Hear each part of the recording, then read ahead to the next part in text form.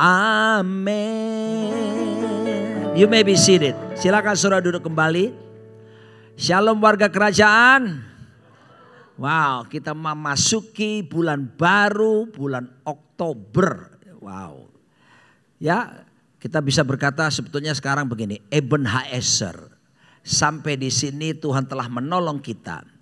Dan kalau sampai di sini Tuhan telah menolong kita, berkeyakinlah bahwa pertolongan Tuhan tidak akan henti-hentinya dalam perjalanan hidup kita ke depan. Saudaraku, tema bulan ini, sepanjang bulan ini tadi Pak Arifin sudah sampaikan di layar tadi bahwa kita akan membahas sepanjang bulan ini tentang mendisiplinkan pikiran kita. Ya, 3 bulan berturut-turut kita yang lalu berbicara tentang kasih dan mengasihi. Dan sekarang kita akan bermain di area yang paling penting yaitu di pikiran kita. Nah, saudaraku dikasih Tuhan, kenapa ini penting? Karena ada ungkapan berkata begini, you are what you think. Kamu akan jadi seperti yang kamu pikirkan. Ya, makanya kita akan mendisiplinkan diri supaya pikiran kita ini selaras dengan kehendak Tuhan. Ketika saya baru pulang dari Manado beberapa hari yang lalu karena kita ada retreat keluarga yang ada di GBI Rock di Manado. Biasa dari Manado mesti oleh-olehnya kelapa tart ya. Mudah-mudahan masih ada sisanya. Tadi sudah saya bawa saudaraku. Tapi tadi tim musik dan semuanya mereka kayak apa ya. Pemadam kebakaran yang habis memadamkan tidak padam-padam itu saudaraku. Terus pulang dengan kelaparan itu ya. Nah, waktu saya punya pengalaman di Manado ya. Karena saya dulu pernah tinggal di Manado. Dan pernah jatuh dalam dosa di Manado gitu ya. Bergaul bebas dan memasuki dunia malam di sana. Nah, waktu di Manado itu saya punya teman-teman band. Ya, jadi bayangkan kita khusus nyanyi lagu-lagu The Beatles waktu itu. Nah, saya bertindak sebagai John Lennonnya. John Lennon itu kan tinggi sebenarnya, ini kecil gini ya, tapi jangan bayangkan Otong Lennon ya. Nah, waktu itu ada satu lagu yang saya sering kali nyanyikan lagu ini sih. Belum ada latihan sama dia, tapi ini spontan saya nyanyi lagu ini. Lagunya dari John Lennon berkata begini. Imagine there's no heaven. Belum tahu ya. It is if you try. No hell below us. Above us only sky. Imagine all the people living for today.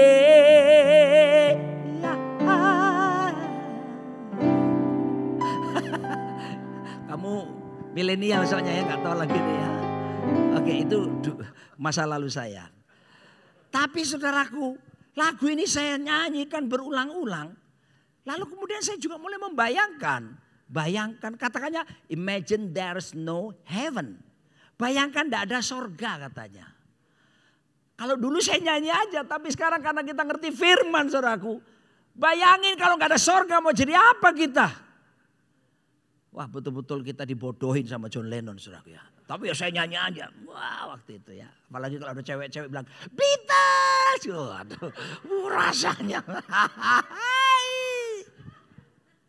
So, saya selalu bicara ini karena ini pola berpikir kita ini akan menentukan sikap kita. Kalau saudara belajar ilmu psikologi namanya ada terapi pikiran namanya CBT. Cognitive Behavioral Therapy. Terapi perilaku pikiran. Nah, di CBT itu diajarkan begini.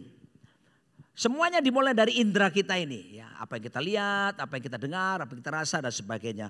Pertama kali akan masuk ke pikiran seseorang. Nah, dari pikiran seseorang, kemudian saudaraku akan dialihkan kepada yang namanya perasaan. Nah, ketika perasaan itu mulai terpengaruh dengan apa yang dipikirkan, maka akan menimbulkan respon atau tindakan yang kita ambil. Jadi semuanya dimulai dari pikiran kita. Next slide lagi. Kalau seandainya pikiran kita tidak benar, maka berujung tindakan kita pasti tidak benar.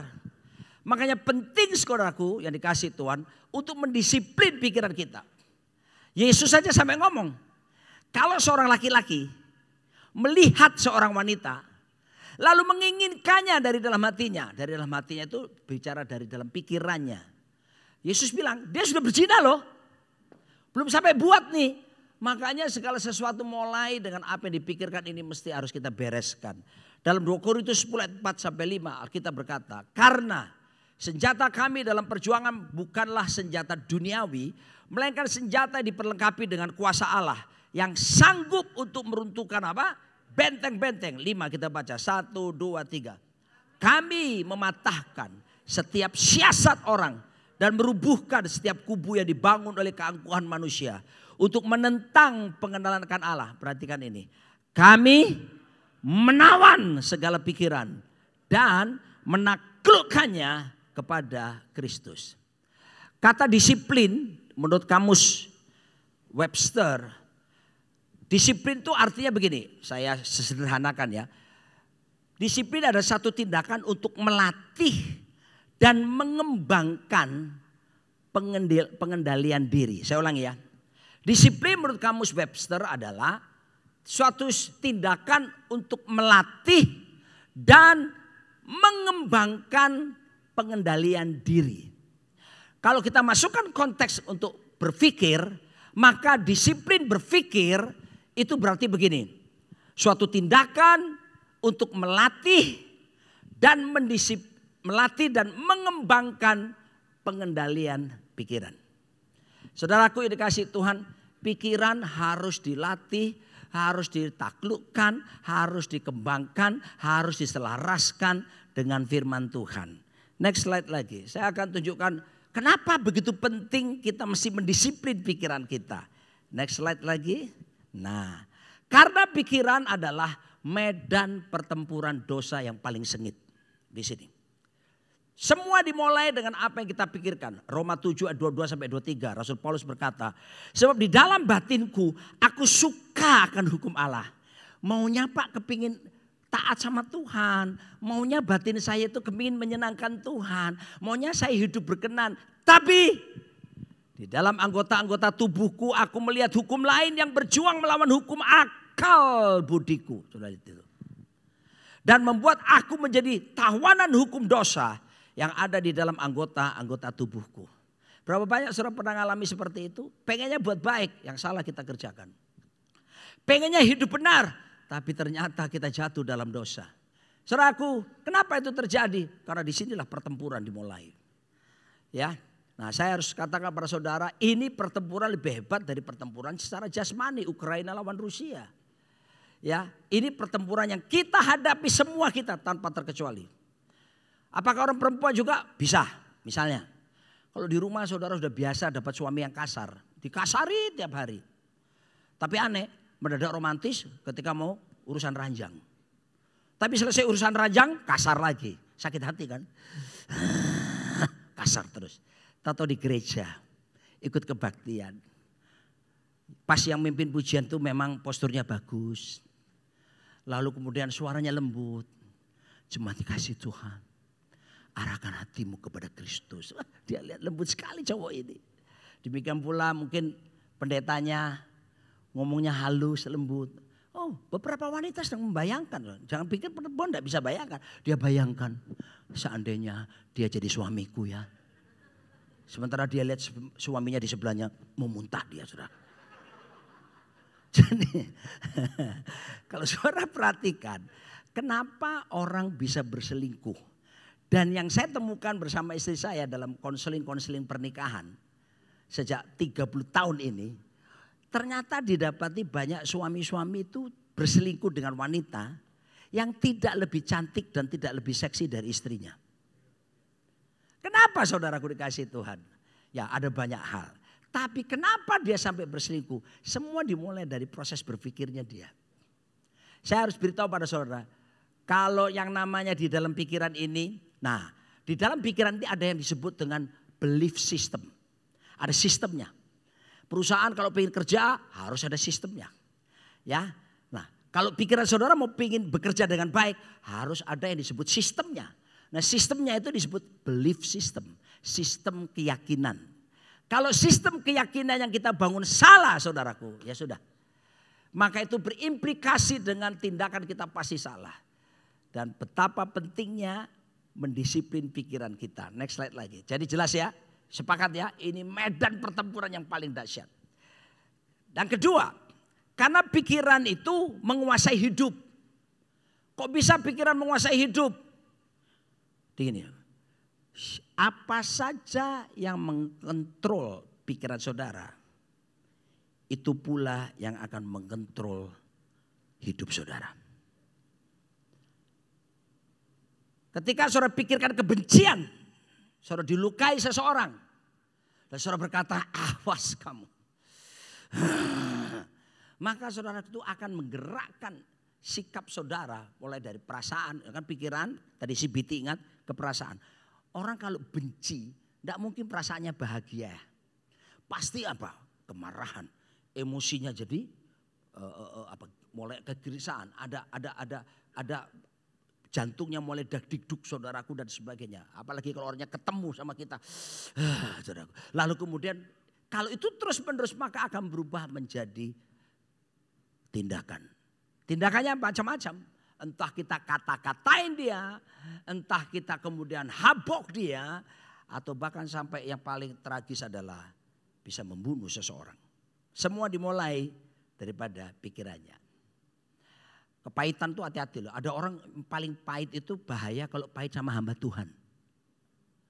Saya punya teman hamba Tuhan, dipakai Tuhan luar biasa. Dia bersaksi saudaraku, dia pernah dalam satu masa kurang lebih berapa tahun, 10 tahun dalam hidupnya. Dia pernah dimuridkan oleh hamba Tuhan yang hebat. Ternyata gurunya ini, hamba Tuhan yang hebat ini berselingkuh, berzina. Dia langsung kecewa, dia kepahitan pendeta yang gua selama ini hormati, yang gua layani, yang gua sanjung. Berzina, berselingkuh. Saudara tahu? Itu bertahun-tahun. Sampai akhirnya membuat dia setiap melihat pendeta, khotbahnya bagus seandainya pendeta, dipakai Tuhan luar biasa gitu. Tiba-tiba muncul dalam pikirannya, jangan-jangan dia juga punya teman selingkuhan. Dia bilang saudaraku bisa 10 tahunan pikiran itu muncul. Saudara kalau orang-orang seperti ini yang pernah luka dengan pendeta yang seperti itu. Minggu lalu kita dilayani pendeta Pastor Amos Jayaratnam dari Singapura. Itu hamba Tuhan itu punya karunia profetik kenabian hebat saudara ya. Saya kenal dia udah lama. Sudah dari tahun 95 saya kenal beliau. Dan minggu lalu dia bisa bernubuat tepat dengan orang-orang yang hadir di sini. Dia tidak kenal kan sama kita sebagian. Kalau dengan saya dia kenal. Tapi dengan beberapa saudara nggak kenal. Langsung dia ngomong tang seperti itu.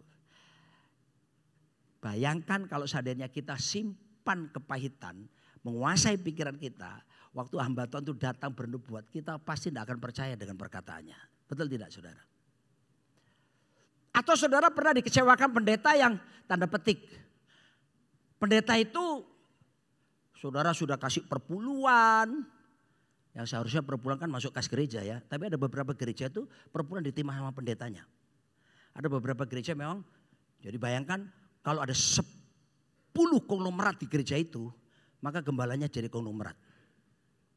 Maksudnya konglomerat yang taat berikan perpuluhan kan. Maka dia jadi konglomerat ya kan. Dia terima 10% dari 10 orang, konglomerat lah dia gitu. Kecewa banyak orang kan, wah pendeta memperkaya diri apa semua. Waduh mobilnya mewah, rumah mewah apa semua. Saya susah-susah kerja, wah kasih perpuluhan apa sih. Kecewa kan. Nah kalau saudara gak selesaikan pikiran saudara, maka nanti saudara lihat pendeta siapapun termasuk saya. Saudara akan merasa ini uang perpuluhan. Saya harap jangan ada yang berpikir gitu ketika saya khotbah sekarang. Jasnya nih. Pak Roni pakai jas garis-garis ini kan kayak di drakor Korea ini. Ini memang harganya mahal jutaan. Tapi saya cuma dikasih orang. Pemilik daripada Taylor Wong Hang itu teman Pak Peter namanya. Dia telepon saya satu hari. Pak Roni, wong Surabaya tuh. Lah opo saiki? Aku di omah Pak, saya di rumah Pak. Gitu. Lek nganggur Rinio apa orek? Kalau nganggur ke sini dong. Kenapa Pak? Rinio tak ukur manejas. Berangkat saya. Wong Hang itu salah satu tailor yang bagus kan saudaraku ya. Berangkatlah saya. Wah enggak cuma dikasih satu saudaraku, dikasih beberapa. Makanya ini saudara ya, ini bukan perpuluhan, salah kan? Makanya jangan pikiranmu tuh harus dijaga. Ini bukan perpuluhan, pemberian 0 rupiah. Lebih dari 1 saya terima. Ya, coba, jangan ditepuk tangan yang ini. Cuma saya lagi tunggu teleponnya dia lagi nih saudara. Nggak, ini bercanda. Saudaraku, pendeta pakai sabuk Hermes. Perpuluhan, ya kan? Tuduhan gitu. Kalau orang nggak ngerti, saudaraku, pendeta tuh kasihan. Kadang-kadang itu dituduh macam-macam. Saudara, ini saya dikasih jemaat. Jemaat itu pengusaha, pulang dari Eropa, bawa oleh-oleh lah. Ya wajah tuh bawa buat gembalanya. Ya saya kasih, saya pakai. Hak, tahu singkatan hak? Haleluya. Bukan perpuluhan saudara, ini mereknya Casio, dikasih orang.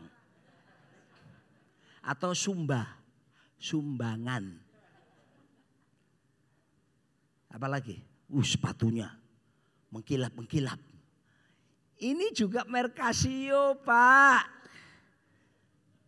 Saya dikasih orang. Cincinnya berlian dan blue sapphire. Bangladesh. Ini juga Casio Pak. Saya juga dikasih orang. Jam tangannya. Ini juga dikasih orang Pak. Yang punya saya sendiri cuma celana dalam sama kaos dalam. Aduh. Betapa bahayanya kalau kita nggak mendisiplin pikiran. Saya sengaja buat cerita ini. Saudara akan termakan oleh pikiranmu. Betapa menyesatkan dan kita berapa banyak kita percaya dengan pola pikir yang salah dan belief system yang salah. Dan akhirnya saudara mendapatkan hal yang jelek dalam hidup saudara. Jadi Amsal 4 ayat 23 berkata, jagalah hatimu. Terjemah lain katakan, watch your mind. Pikiranmu dengan segala kewaspadaan karena dari situlah terpancar kehidupan. Saudara gini, saya waktu pelajari ayat ini dalam bahasa Ibraninya, suruh jaga itu bukan jaga biasa. Jaga selevel super maksimum security. Saya pernah pelayanan mengunjungi hamba Tuhan, sekarang dia ada di Amerika. Itu gurunya Bu. Dan waktu saya pergi ke sana saudaraku. Waktu saya mau masuk kelas 1A Tangerang lapas.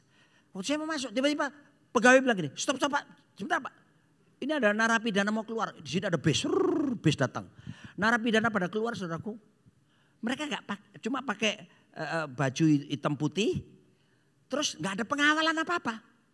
Loh, saya tanya, Pak mereka kemana ini? Mereka mau di persidangan. Satu bis masuk, pleng.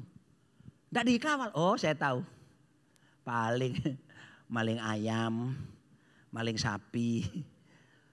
Ya nggak akan dijaga ketat, hukumannya pasti ringan-ringan.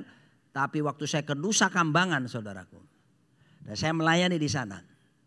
Di situ ada penjara yang memang ketat-ketat, tapi ada bagian di dalam Nusa Kambangan itu saya heran. Kenapa pagarnya lebih tinggi, kok suasananya lebih lain? Saya tanya sama petugas, Pak itu apa? Itu super maksimum security. Siapa di situ Pak? Teroris. Oh saudaraku, dengar saudara. Tuhan bilang lewat firman Tuhan, jaga hatimu, ini levelnya jaganya super maksimum.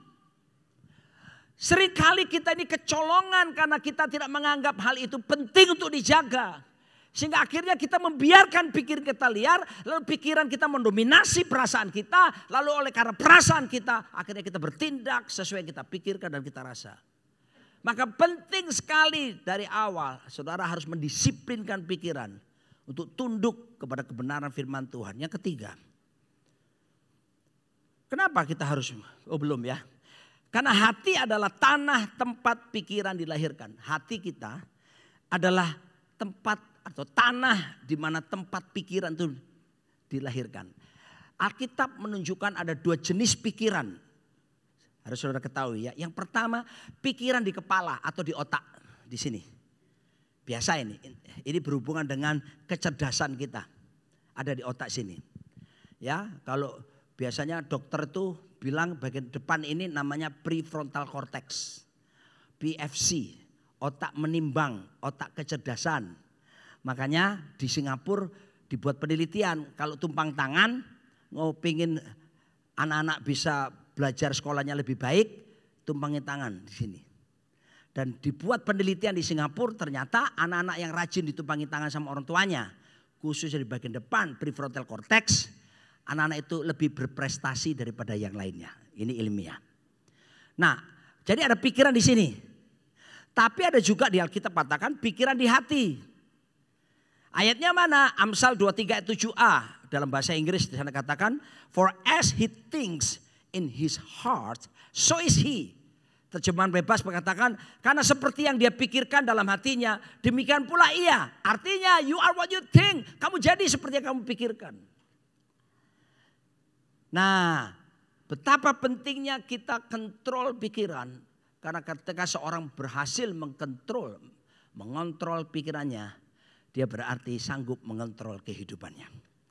Apapun yang mengontrol pikiran Anda, pasti mengontrol hidup Anda. Next slide lagi. Yang ketiga. Karena apa? Penting sekali untuk mendisiplin pikiran kita. Karena perubahan hidup seseorang bergantung pada perubahan pikirannya. Kalau mau berubah saudaraku, harus dimulai pola berpikir yang dirubah. Makanya Yesus khotbah pertama loh ya. Belum khotbah yang lainnya, khotbah pertama Yesus. Dalam Matius 4 ayat 17 dia berkata begini. Repent, bertobatlah, for the kingdom of heaven is at hand. Sebab kerajaan sorga sudah dekat. Nah kata bertobat di situ, metanoia dalam bahasa Yunaninya. Artinya apa? Change the way of your thinking. Rubah pola pikiranmu. Jadi pertobatan itu yang sejati tidak akan terjadi tanpa lebih dulu kita merubah pola pikir kita dengan cara bagaimana mendisiplin pikiran kita. Ketika Anda bertobat terima Yesus, Anda mengaku bertobat, sesungguhnya roh saudara diperbaharui. Roh kita itu langsung diperbaharui oleh Tuhan. Udah gak ada masalah dengan rohmu. Tapi yang menjadi masalah jiwa kita ini loh. Ini gak langsung diselamatkan. Jiwa harus berproses untuk didisiplin. Di dalam jiwa ada pikiran, ada perasaan, ada kehendak. Ini yang harus dikendalikan setiap hari. Kalau enggak saudaraku. Maka kita akan melakukan hal-hal yang seringkali yang tidak kita inginkan. Ya. Istri saya pernah bersaksi. Dia baru datang dari pelayanan di Rockpick. Sayang, di sini aja dong. Aku rasa gimana kalau ada kamu dekat sekali. Sayang.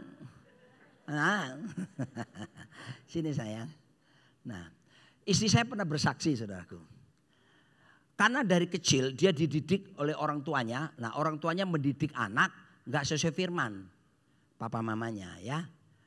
Jadi mamanya memang ke gereja tapi tidak mengerti mendidik anak yang benar sesuai Alkitab gitu ya. Jadi kalau padahal anak gadis ya, kalau istri saya ini ada apa gitu dihajar pakai sapu lidi. Sampai dia akhirnya pernah saking diajarnya kuat besoknya bolos sekolah karena malu. Bekas pukulan mamanya sapu lidi itu membekas di kakinya. Kan lucu, masa gadis gak mulus gitu kan. Nah otomatis itu tertancap di pikirannya pola asuh itu. Lalu dia bertobat, terima Yesus. Ternyata saudaraku, waktu itu belum melakukan pemberesan pelatihan di pola pikirannya. Sehingga waktu saya nikahi dia muda usia kan 20 tahun. Saya 28 tahun, makanya saya suka daun muda. Ini contohnya istri saya. Daun muda dia, ya kan? Waktu saya nikahi dia bawa pola asuh yang telah ditanamkan orang tuanya bertahun-tahun kepada dia. Sampai lahirlah David. David ini kasihan saudaraku ya. Ini korban waktu itu masa kecil.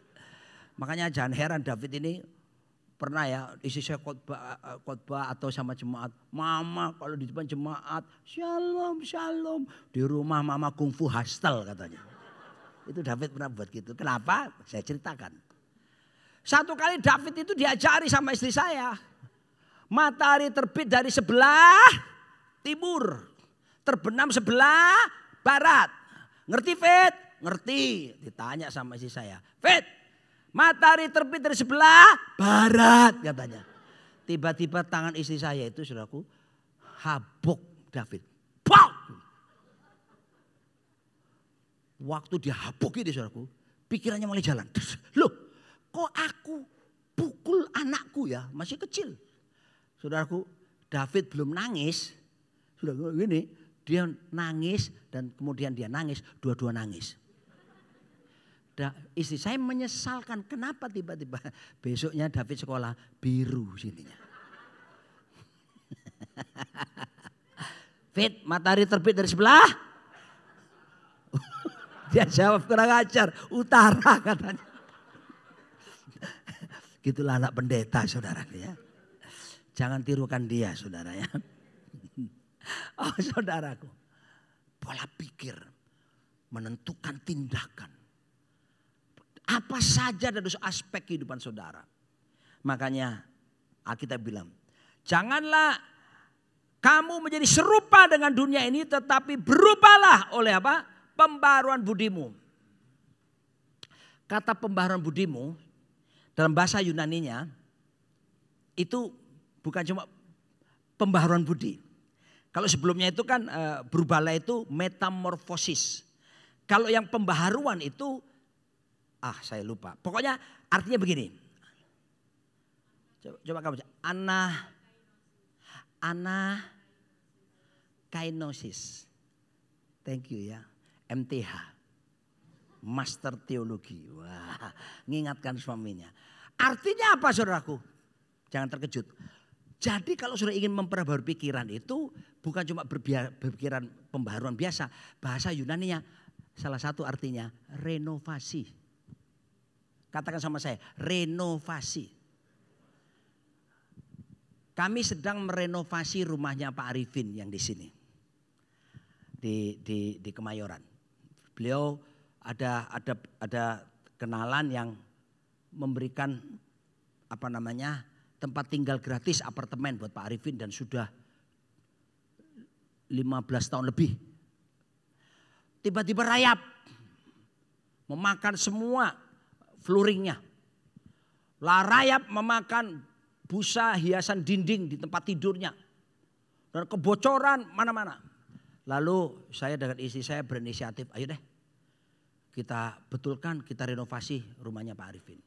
Singkat cerita, nanti besok beliau akan datang tanggal 6. Karena besok tanggal 8 dia akan khotbah di sini ya. Minggu depan Pak Arifin akan khotbah di sini.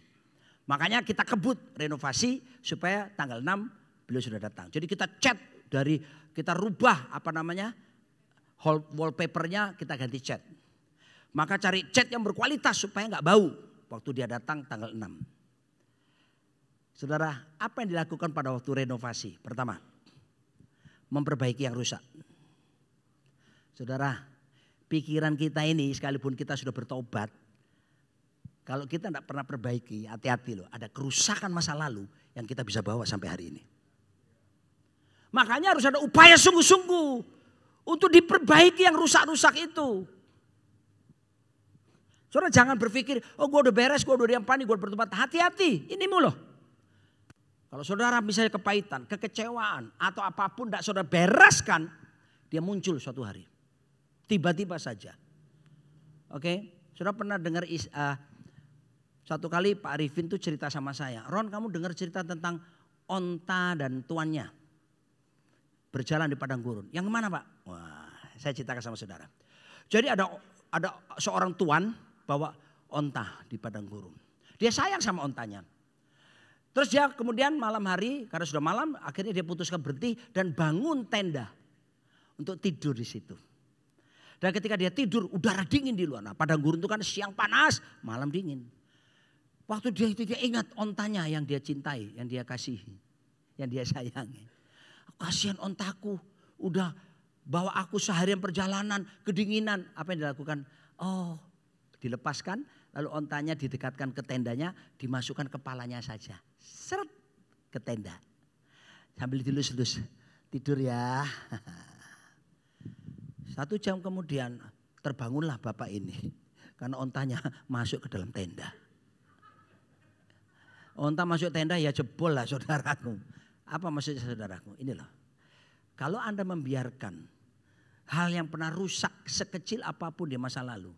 Tanpa ada pernah mendisiplin diri kita untuk menyelaraskan dengan kebenaran firman Tuhan. Hati-hati, itu bisa merusak kehidupan kita. Semua dimulai dari kecil saudaraku. Arti berikut, jadi renovasi, katakan sama saya, renovasi. 1, 2, 3, renovasi pikiran. Jadi rupanya Alkitab bilang renovasi nih dalam bahasa aslinya. Pertama memperbaiki yang rusak. Kedua artinya adalah, saya suka ini, upgrading. Mengupgrade. Betul kan? Orang renovasi itu mengupgrade. Ada salah satu teman kita telepon, Pak, Bapak renovasi? Iya. Pak, boleh enggak? Saya nyumbang catnya. Karena kalau wallpaper sekarang Pak yang modelnya Pak Arifin itu sudah model 20 tahun lalu katanya. Kita carikan yang terbaik Pak ya. Yang tidak bau. Saya bilang, tunggu. Aku tanya Pak Arifin dulu, mau enggak? Pak Arifin gimana? Silahkan. Nah sudah. Saudara, di-upgrade rumahnya. Saudara dan saya bukan cuma harus memperbaiki yang rusak. Tapi upgrading your mind tiap hari. Saudara mesti latih pikiranmu ini diselaraskan sama firman. Kalau enggak bahaya kita ini. Saya ini lagi puasa saudara ya. 21 hari sekarang. Puji Tuhan. Lumayan 5 kilo sudah turun. Ya. Tadi ada yang bilang sama saya. Oh Pak Yudi, mana Pak Yudi? Pak Gembala, Bapak masih puasa ya? Masih Pak. Kelihatan loh Pak. Apanya? Ininya Bapak kelihatan. Oh ini belum ya? Mesti tambah lagi berarti ya. Ininya sudah mulai mengecil. Oh puji Tuhan. Lebih ganteng gak Pak ya? Hayya. Kenapa saya puasa? Saya puasa. Kalau sama istri saya sepakat. Untuk siapkan David sama Stevi nanti menikah. Supaya Tuhan menolong lah gitu. Tapi sebetulnya gini loh. Tujuan saya puasa. Sudah hari ke-21 ini. Tujuannya adalah. I want to synchronize my mind, my feeling, and also my will. Saya mau mensinkronkan, menyelaraskan pikiran, perasaan dan kehendak saya dengan kehendaknya Tuhan Yesus Kristus. Karena dalam puasa itu kan orang lapar, terus nggak mau makan, mulai mengendalikan diri. Buat saya, puasa kali ini saya juga berusaha mendisiplinkan pikiran saya. Karena mendisiplin itu artinya melatih dan mengembangkan pengendalian pikiran kita. Saya ajak saudara yang mau sama saya, ayo kita puasa. Tapi tujuannya apa? Bukan daftar list. Oh ini Tuhan supaya laku tanah ini, mobil ini juga laku, lalu dapat istri baru. Apa enggak lo ya? Yang memang duda dapat istri baru boleh. Yang sudah jangan. Saya senang minggu lalu saudaraku. Bu Magda kan yang menerjemahkan. Lalu datang nubuatan buat Bu Magda. In 1 year. Wah saudara. Eng. Ya. In 1 year. Someone who. Di belakang. Behind you. Titik ya. Kalau penasaran kan tanya Bu Magda sendiri nanti. Ya kan? Terus Pak Amos bilang, kalau kamu sudah terima nubuatan, jangan begitu saja. Mulai kamu membangun sikap doa dan pola berpikir itu terjadi dalam kehidupanmu. Nah, sama saudaraku, kita mesti apa? Mengupgrade pikiran kita ini. Supaya pikiran kita ini berselaras dengan kehendak Tuhan senantiasa.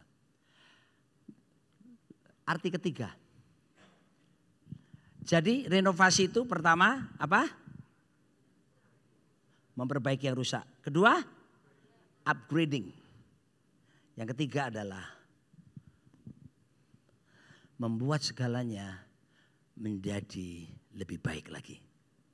Betul ya? Orang kalau renovasi kan, kayak baru ya, apa semua jadi lebih baik lagi. Berarti ada satu upaya yang disengaja di mana kita ingin lebih maju, bertumbuh lagi di dalam Tuhan, dan bukan pasif begitu saja. Qui sera, whatever will be, will be. Itu versi tahun 60-an. Ya, tapi ada versi yang 60 tahun yang lain lagi. Tapi The Beatles. When I find myself in times of trouble, Mother Mary comes to me, speaking words of wisdom. Let it be, let it be, let it be. Jarnoai, Jarnoai. Itu bahasa Surabayanya. Biarin aja. Enggak saudara. Kita harus latih pikiran kita. Kembangkan, kendalikan sungguh-sungguh. Disiplin. Sekarang atlet-atlet Indonesia lagi berlaga di mana? Asian Games di Cina sana, apa nama kotanya? Hangzhou. Waduh saudara. Tidak mungkin yang dikirim sana tanpa latihan. Kamu bisa pingpong? Bisa. Wakil Indonesia ya, Modiar. Harus dilatih, dikembangkan. Ada pengendalian diri baru memutuskan. Sama saudara. Kalau kita bisa lakukan untuk badan kita, kenapa kita tidak pernah belajar melatih pikiran kita? Next. Tadi Pak Arifin bilang ya, hati-hati loh yang suami-suami tahu mikirin istri orang. Karena kelemahan laki-laki saja di sini. Loh Pak Roni pernah nggak mikirkan pikir istri orang? Ini ada istriku loh di sini. Saya seorang pendeta, saya harus jaga kekudusan. Saya mengaku, saya pernah saudaraku ya.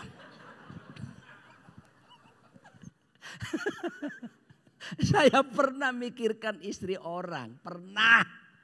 Nggak mau munafik saya. Tapi karena saya telah belajar kebenaran, ketika pikiran yang bukan-bukan datang, langsung saya stop, saya hentikan. Itu upaya mendisiplin. Bagaimana caranya? Saya berkata, darah Yesus. Darah Yesus itu salah satu cara yang powerful menghentikan pikiran liar dalam diri saudara. Apapun pikiran itu datang kepada saya lalu berkata, ketika saya tahu ini gak benar, darah Yesus. Nah setelah saya ngomong darah Yesus, saya gak berhenti sampai situ. Proclaiming the word of God. Mulai perkatakan firman. Saya bilang ini, Roni ingat tubuhmu bait Allah loh. Roh Kudus dia di dalam kamu. Roni ingat loh. Kalau matamu terang, terang seluruh tubuhmu. Matamu gelap, gelap seluruh tubuhmu. Roni ingat loh. Ya, bahwa pikiran ini harus diperbaharui. Jadi saya mulai ngomong, saya perkatakan. Roni ingat loh, Filipi 4 ayat ke-8. Semua yang benar, semua yang mulia, semua yang manis, semua yang adil, semua yang suci, semua yang sedap didengar. Semua yang disebut kebajikan dan patut dipuji.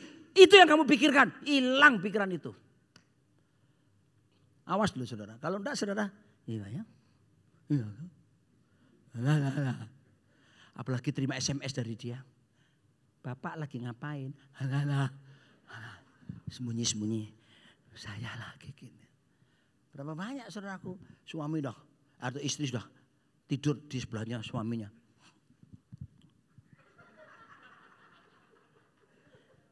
Kok ada yang suara tertawa, bahaya ini. Pengalaman ya? Enggak bukan. Itu saudaraku. Ya. Makanya seringkali di balik selimut itu ada cahaya-cahaya. HP masih menyala, masih chatting. Tidak ada di sini, kutub utara bagian pedalaman. Yang diam dalam gua-gua, tepi jurang 500 meter, perempatan jalan, gang buntu. Enggak ada yang ngaku. Enggak ada bedanya. Dan bercanda. Yang keempat, karena pikiran benar menuntun pada kehendak Allah. Mau hidup ini itu apa sih? Saudara, saya renungkan terus-terusan. Benar ya. Hidup itu Pak Arifin pernah bilang begini, sukses adalah melakukan sesuatu yang memang dikehendaki oleh Tuhan. Melakukan sesuatu yang sejalan dengan firman Tuhan. Itu baru the true success. But failure, kegagalan adalah, Pak Arifin bilang aja di sini. Kegagalan adalah sukses melakukan sesuatu yang gak disuruh Tuhan. Kegagalan adalah sukses melakukan sesuatu yang tidak disuruh Tuhan. Saudara, saya ajak saudara merenungkan. Anda boleh hebat di bisnis, Anda boleh hebat dalam sekolah, studi atau apapun. Tapi kalau Anda tidak menyelaraskan pikiran saudara dengan kehendak Tuhan, saya beritahu kepada saudara, Anda tidak akan pernah maksimal hidup ini. Karena kemaksimalan hidup saudara tidak ditandai dengan kepemilikan harta yang saudara punya. Kemaksimalan hidup saudara tidak ditandai dengan segala fasilitas yang saudara miliki. Kemaksimalan hidup saudara akan sangat ditentukan ketika saudara tunduk kepada kehendak Tuhan. Yesus berkata, not my will be done, but your will be done. Kenapa Yesus sukses? Kenapa Yesus tak pernah jatuh dalam dosa? Dia mengajarkan datanglah kerajaanmu. Jadi kehendakmu Tuhan di bumi seperti di sorga. Dia mengajarkan Yohanes 4:34. Makananku ialah melakukan kehendak Bapa yang telah mengutus aku. Dan menyelesaikan pekerjaannya. Siapapun saudara. Jangan punya agenda pribadi. Apalagi agenda tersembunyi. Agendamu melakukan kehendak Tuhan. Dan menyelesaikan pekerjaannya. Di bidang bisnis, di bidang apapun, lakukan kehendak Tuhan. Saya jamin saudara akan sukses. Betapa penting terus menerus menyelaraskan pikiran kita dengan pikiran Tuhan. Ini perlu latihan terus menerus saudaraku, gak bisa enggak. Sampai hari ini saya terus berperang dengan pikiran saya. Bila pikiran saya mulai menyimpang, saya berkata darah Yesus. Dan istri saya sudah tahu itu. Saya sudah cerita sama dia. Dan saya mulai memperkatakan firman. 1 Timotius 4 ayat 7 berkata, tetapi jauhilah tahayul dan dongeng nenek-nenek tua. Latihlah dirimu beribadah. Wow, ini keren. Kata latihlah di situ bahasa Yunaninya gymnasto, gimnastik. Akar katanya nge-gym. Siapa di sini nge-gym? Bu Juli ya, saya dengar sekarang rajin. One, itu mah senam pagi Indonesia. Ya. Saudaraku, untuk menghasilkan perut yang bisa six pack, ini masih one big pack, and also the whole pack, not 6 pack but 6 month, 6 months gini ya. Kita buat nanti, saya bilang sama istri saya, sayang aku udah turun 5 kilo, biarin aku sampai nanti berat 70 ya. Dia nggak mau, nggak mau aku. Kenapa? Aku kepingin kamu berperut sininya. Gak tahu kenapa dia.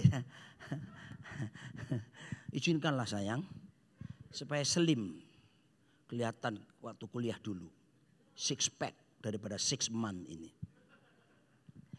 Saya tidak akan mungkin kembali 6 pack tanpa latihan. Setuju saudara? Sama.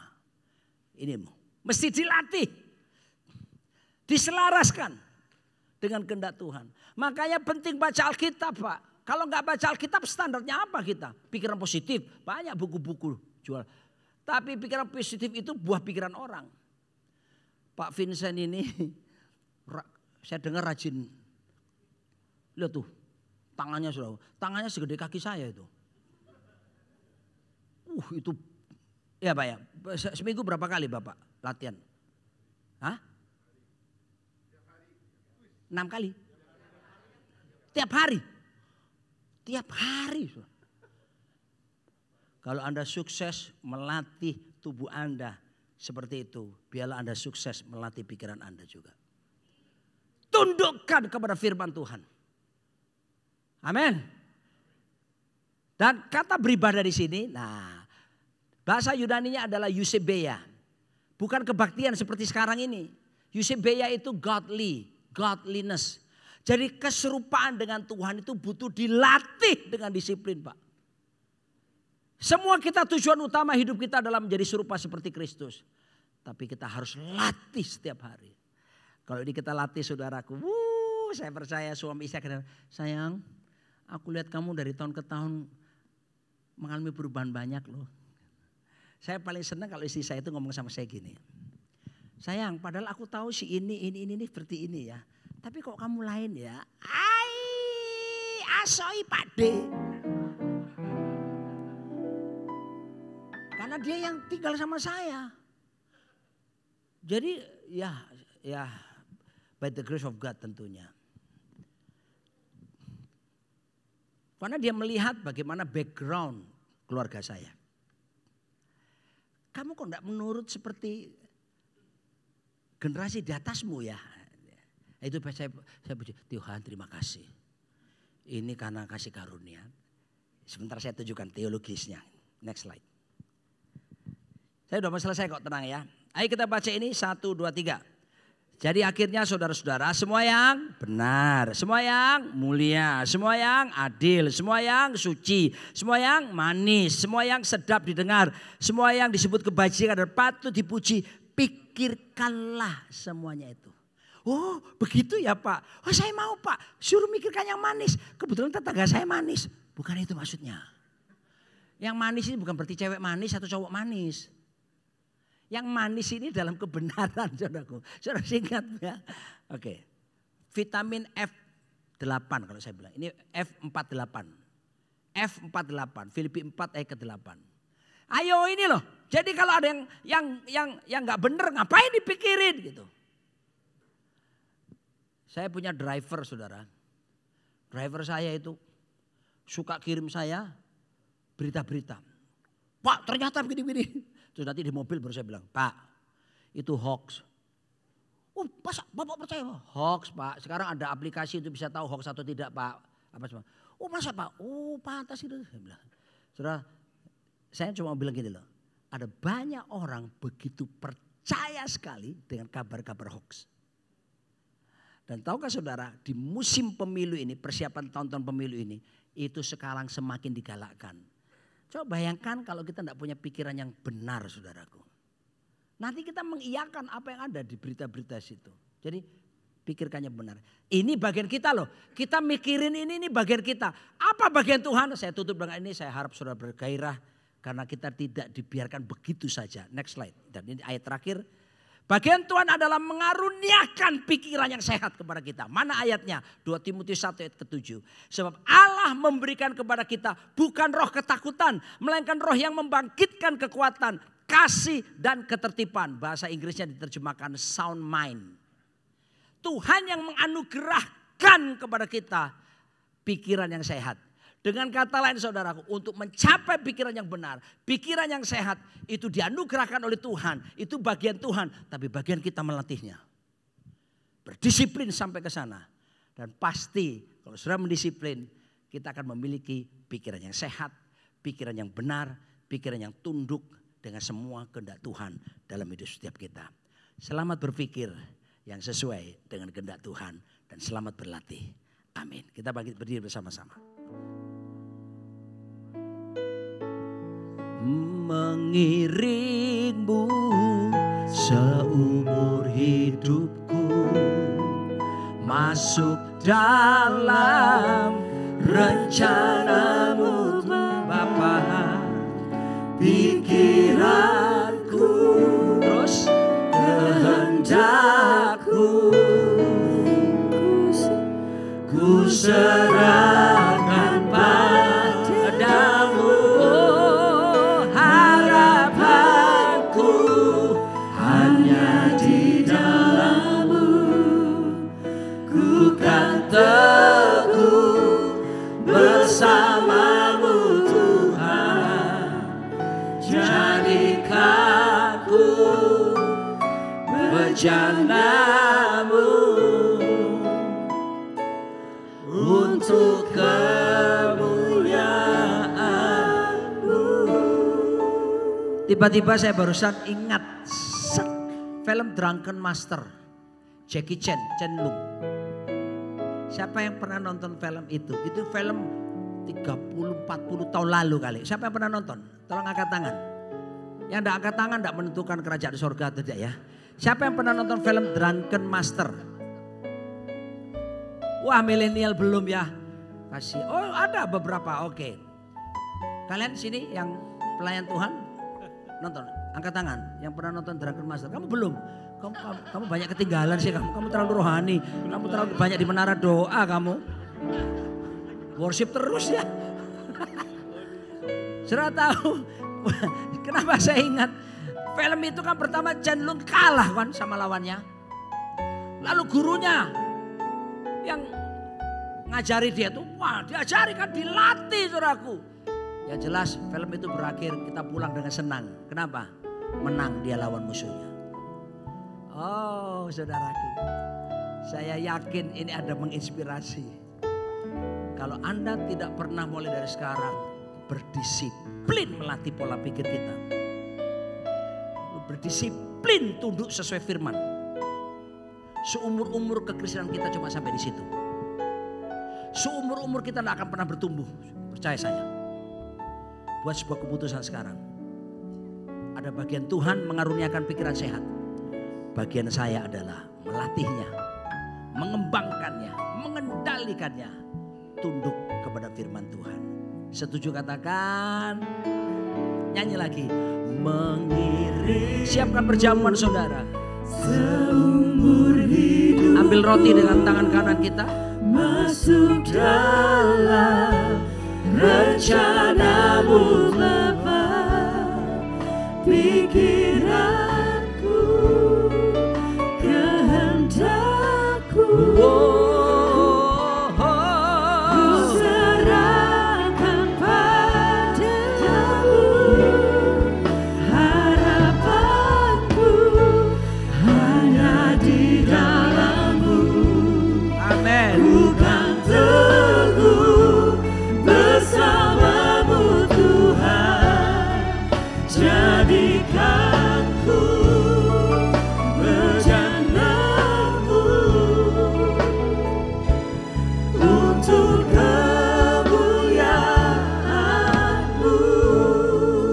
Cerita terakhir.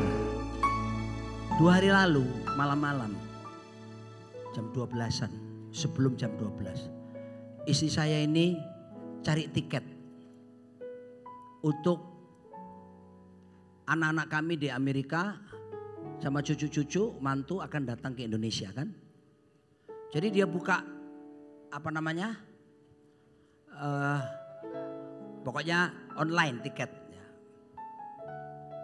Terus dia tanya sama saya, sayang, saya di sebelahnya.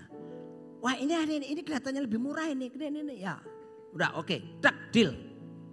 Dia pencet saudaraku, dak pembayaran, dak. Tiba-tiba saudaraku lewat jam 12. Harganya berubah, yang tadinya tiket PP 14 juta berubah jadi 8, sekian. Padahal udah kadung diklik bayar.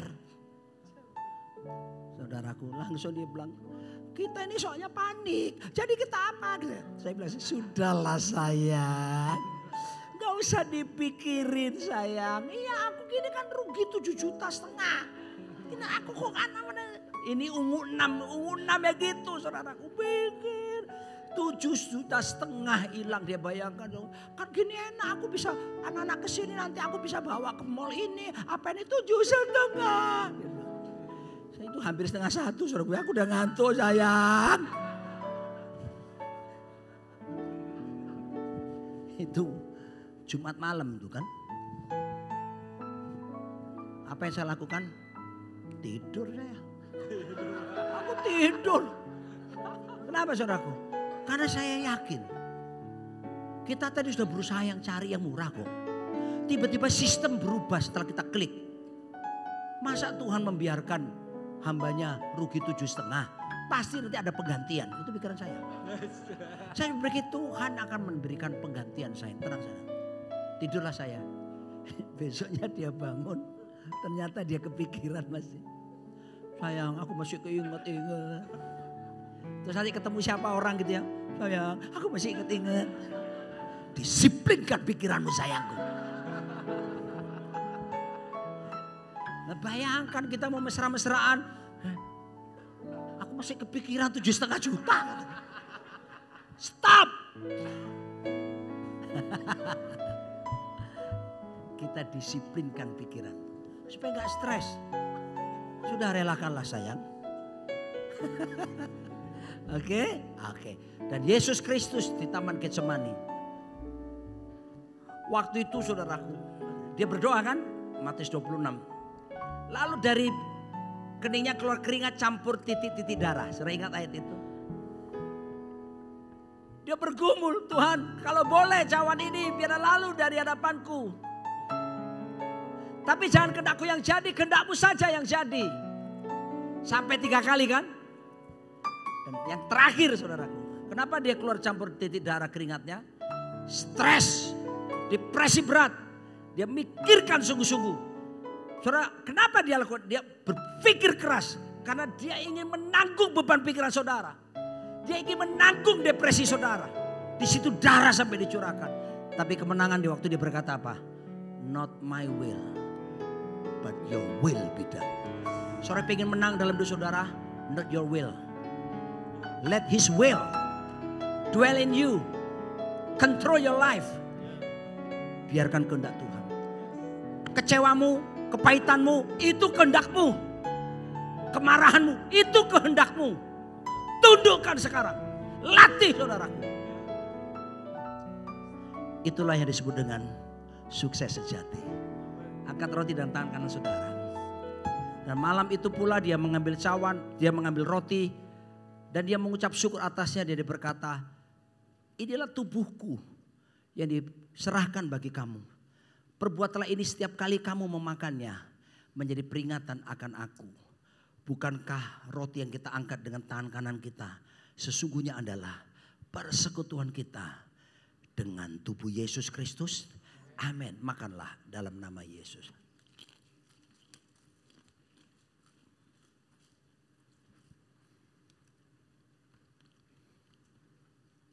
Angkat cawan kecil ini.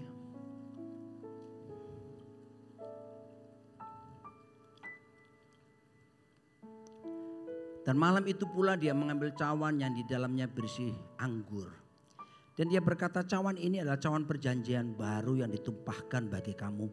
Perbuatlah setiap kali kamu meminumnya menjadi peringatan akan aku.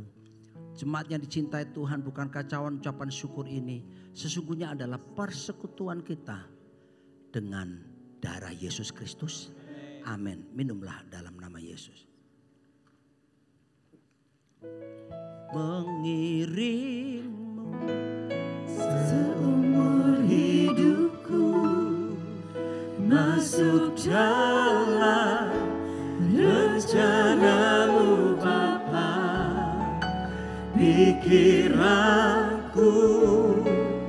kehendakku, ku serahkan padamu. Harapanku hanya di dalammu, ku kan teguh